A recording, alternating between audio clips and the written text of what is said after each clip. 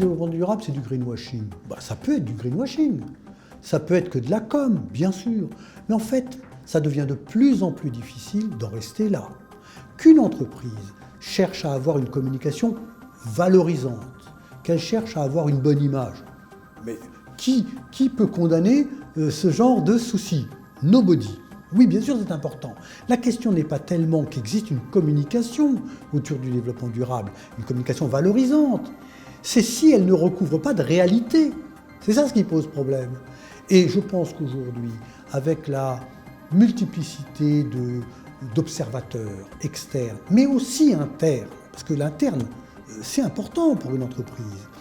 Si vous n'êtes pas crédible à l'interne, vous avez du mal à être crédible à l'externe. Or, les salariés, les organisations syndicales, mais les salariés en général, sont les observateurs les plus intransigeants de l'entreprise. Ils sont dedans. Donc si l'entreprise ne fait que du greenwashing, ne fait que de la com, sans lien avec des réalités, croyez-moi, ça ne fonctionnera pas à l'interne et ça ne fonctionnera pas à l'externe non plus. Donc, qu'il y ait de la com, ça n'est pas un problème. Ce qu'il faut, c'est des actes. Ce qui se fait aujourd'hui dans les entreprises en matière de RSE est tout à fait multiforme. Vous avez des actions qui sont plus anciennes, qui ont été par exemple économiser l'eau, mettre des mousseurs sur les robinets, récupérer les bouteilles en plastique à la cantine, utiliser des gobelets en carton plutôt qu'en plastique, je ne sais pas moi, économiser les ramettes sur les photocopieurs en faisant... bref, tout ça était assez présent dès le début des années 2000. On a toujours ça, et on a renforcé tout ce qui porte sur la mesure des consommations d'énergie, des émissions, du traitement des déchets, de l'impact que peuvent avoir les sites sur le territoire où ils sont implantés, comment une entreprise participe par exemple au développement local. Ça peut être en créant de l'emploi, bien sûr, mais ça peut être aussi en accueillant des jeunes des écoles. Ça, c'est des choses que les entreprises font aujourd'hui, comme par exemple de se tourner vers les parties prenantes en créant des comités de parties prenantes, en étant à l'écoute des autres. Je pense que ça a beaucoup progressé. Et c'est très concret. Pourquoi lier dialogue social et développement durable? C'est tout simplement parce que le développement durable appelle à un niveau de responsabilité très élevé qui n'est pas atteignable seul. Vous ne pouvez pas être responsable tout seul. Vous pouvez être le meilleur PDG, directeur de je ne sais quoi du monde, tout seul, vous ne pouvez pas y parvenir. Si les salariés dans l'entreprise ne sont pas les acteurs premiers de la responsabilité, de votre responsabilité, la responsabilité à laquelle vous appelez, c'est foutu. C'est foutu. Si jamais vos fournisseurs ne prennent pas leur part de responsabilité dans l'exercice de leur métier et contribuent ainsi à votre propre responsabilité en tant que donneur d'ordre, vous n'y parvenez pas. Je prenais l'exemple de la chimie et du transport des produits chimiques. Si vous avez des transporteurs irresponsables, il y a de fortes chances que les soucis soient pour vous. Donc, la capacité à dialoguer est absolument clé. Dialoguer à l'interne avec les salariés et à l'externe avec votre chaîne de fournisseurs, vos clients, à la responsabilité desquels vous concourez en étant vous-même responsable, les riverains de vos sites. Très important. Au fond, il n'y a pas de développement durable sans dialogue.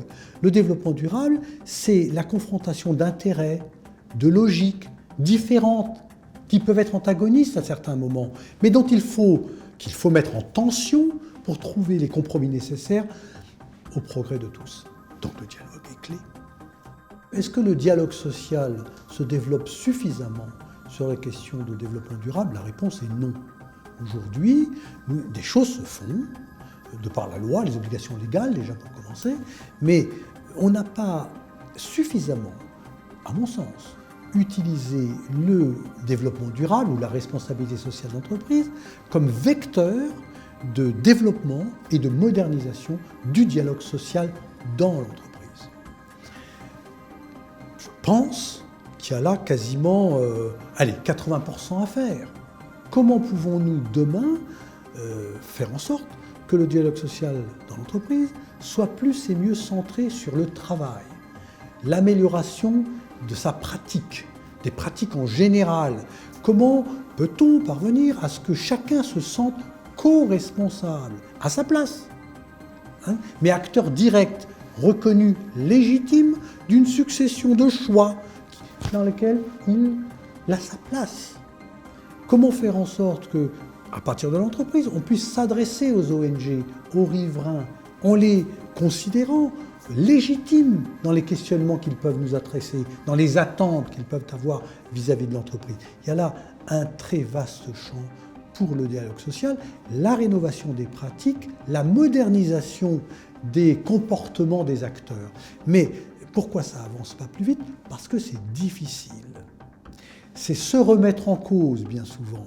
C'est accepter, là aussi, de sortir de zones de confort où, encore trop souvent, le dialogue social, c'est un théâtre social fait de postures habituelles, connues et reconnues. Chacun sait ce que l'autre va dire à un moment donné. Et tout le monde se plaint que ça ne suffit pas, mais on a bien du mal à le changer.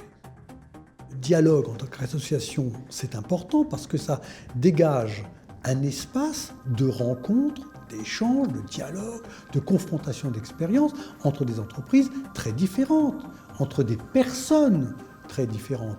Et je crois à l'intelligence collective. Je pense que rencontrer des autres, c'est découvrir parfois des choses qu'on n'a pas soupçonnées, c'est corriger des erreurs qu'on pouvait penser ne pas exister. Bref, c'est progresser.